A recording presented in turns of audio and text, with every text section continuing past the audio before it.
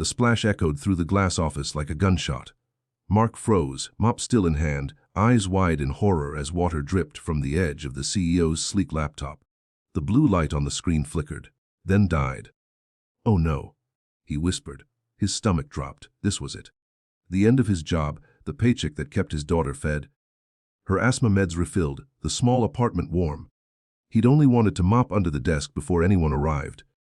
But the mop bucket had tipped, and now, the CEO's laptop, the CEO's life, was soaked. He rushed to unplug it, panicking, grabbing paper towels from the kitchenette. His heart raced so loud he didn't hear the elevator doors open. "What are you doing?" Her voice was sharp, not angry yet, but close. Mark looked up. Emma Lane, the CEO of Silver Peak Solutions, stood in the doorway, coffee in hand, watching him like a hawk. She was younger than he'd expected, early 30s maybe, her tailored suit crisp and her hair tied back like she didn't have time for mistakes. Especially his. I'm so sorry, ma'am," Mark stammered. Standing so quickly he almost slipped. "It was an accident. I'll pay for it." She stepped forward, placing the coffee on the desk, and looked down at the dripping laptop. "You'll pay for it." Her tone was cold. "Do you even know what this costs?" Mark opened his mouth, but no words came. He wanted to explain that he worked nights cleaning offices so he could be home during the day for his daughter, that he hadn't slept properly in weeks, that this was the only job willing to let him clock out early when she got sick. But before he could say anything, Emma bent down and hit the power button. The screen flickered back to life. They both leaned in. Then it appeared. Not spreadsheets, not quarterly reports, not the cold data of corporate life. It was a photograph. A little girl, maybe 6 or 7, smiling wide, missing a front tooth. Her face was painted like a butterfly. The background showed a hospital bed, balloons, and the faint shadow of an IV stand. Emma blinked. "You." She stopped. "You saw this?" Mark shook his head quickly. "No, I mean, yes, but I didn't mean to." Emma's jaw tightened, but her eyes softened. "That's my niece," she said quietly. She's been in and out of treatment this year. I was just emailing her mother."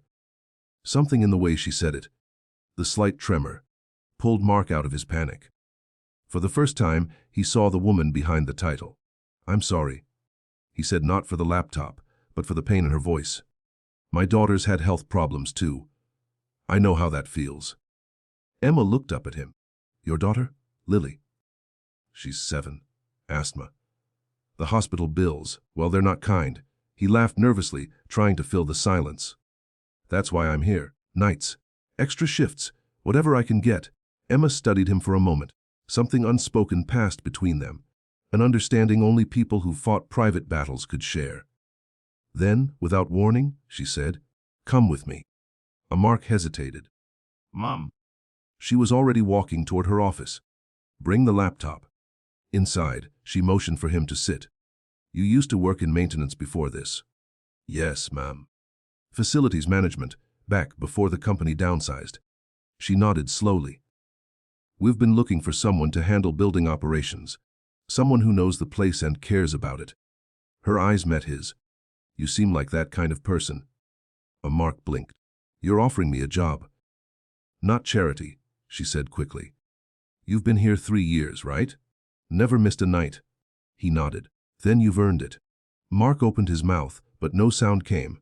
His chest tightened, not from panic this time, but from something deeper. Relief. Gratitude. Maybe disbelief. Emma smiled faintly. "Besides," she said, glancing at the now drying laptop, "you've already proven you're not afraid to make a splash."